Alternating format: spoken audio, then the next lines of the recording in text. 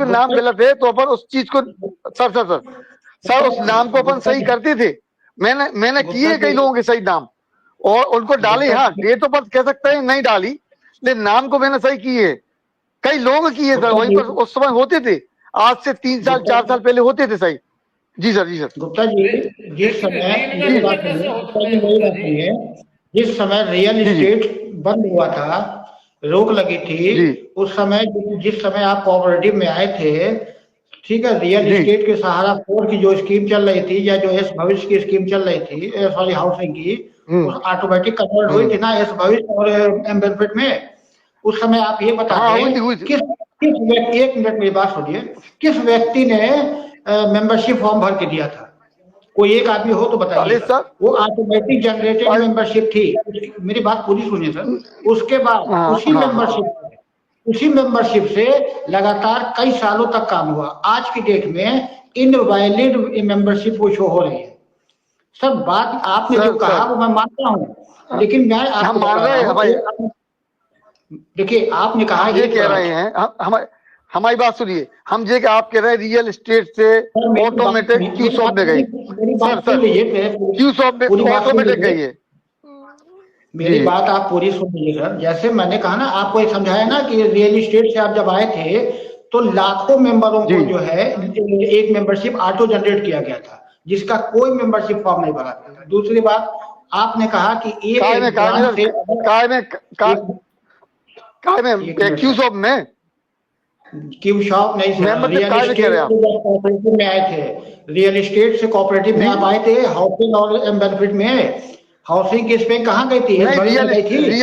Sir real estate से Q shop में आए, सीधे सोसाइटी में नहीं आए। 1 मिनट मेरी बात सुनिए। रियल एस्टेट में मंथली स्कीम चलती थी, मेरी बात का जवाब दीजिए। मंथली स्कीम चलती थी रियल एस्टेट में, सहारा 4 और क्या नाम है हाउसिंग के नाम से, 10 साल और 15 साल और 5 साल 4 साल की। वो जब रोक लगी थी, जब वो रोक लगी थी तो वो एम बेनिफिट और एस भविष्य में कन्वर्ट हुई थी। हुई थी।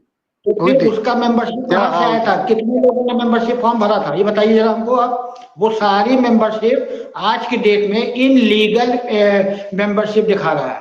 ठीक है। दूसरी बात, आपने एक बात बोला कि एक अगर ब्रांच से भरते हैं तो वहां एक नाम दिया जाता है। ये टोटल गलत बात है। एक ब्रांच से आपने जो कहा, हो सकता है आपने मेंबरशिप लिख के देते रहे हो, अगर नाम दिया जाता था वहां पर भी एक ही मेंबर को 4-4 मेंबरशिप दिया जाता है।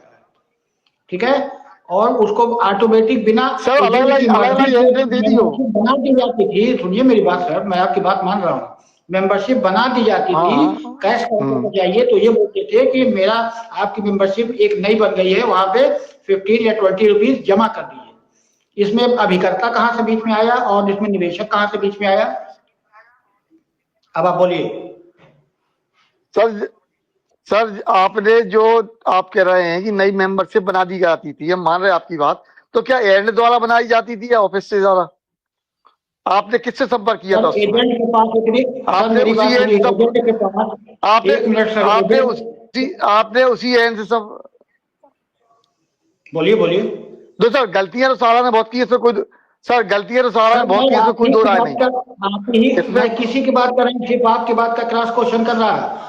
आपने कहा एजेंट और क्या ऑफिस, मैं 100% ऑफिस की बात कर रहा हूँ। एजेंट की इतनी कोई भी अहमियत नहीं थी कि वो जाकर के कंप्यूटर पर बैठ के अपनी नई मेंबरशिप जनरेट कर सकता है। ये आप भी जानते हैं, चाहे वो 50 साल पुराना एजेंट हो। सर ठीक है, उसको अगर आपने एफडी सर आपने अगर एफडी भरते समय अपनी अगर मेंबरशिप पुरानी डाल दी तो कंप्यूटर की इतनी हिम्मत नहीं है कि वो नई मेंबरशिप बना दे।